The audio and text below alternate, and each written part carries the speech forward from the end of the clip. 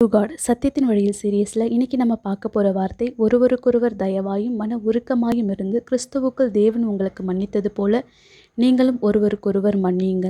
இன்றைக்கி நமக்கு விரோதமாக துரோகம் பண்ணவங்களையும் நம்மளை ஏமாத்தினவங்களையும் நம்ம எதிரிங்களையும் நம்ம பார்க்கும்போது எரிச்சல் அடைஞ்சு கோவப்படுறவங்களாக இருப்போம். ஆனால் பிறரை மன்னித்து விட கற்றுக்கொண்டவர்களுக்கு மட்டும்தான் மனதுருக்கமுள்ள ஒரு இருதயம் கிடைக்கும்.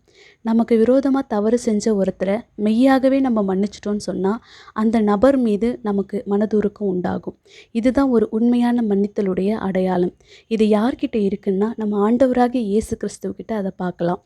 அவரை சிலுவையில் அரைஞ்சி அவரை கொலை செஞ்சவங்களுக்கு கூட அவர் மன்னிச்சு, பிதாவே இவங்க தெரியாமல் செய்கிறாங்க, இவங்களை மன்னிச்சிடுங்கன்னு சொல்லி ஜெபம் பண்ணார். இப்படிப்பட்ட மாதிரியை தான் ஆண்டவர் நம்மளுக்கு வச்சுட்டு போயிருக்காங்க. இப்படி நம்ம மற்றவங்களுடைய தவறுகளை மன்னிக்கும் பொழுது நாம் தெரிஞ்சோ தெரியாமையோ செய்கிற தவறுகளுக்கு ஆண்டவர் நம்மளை மன்னித்து அவருடைய கிருபையையும் அவருடைய இரக்கத்தையும் அவருடைய ஆசீர்வாதங்களையும் நமக்கு கொடுக்க அவர் வல்லவர்.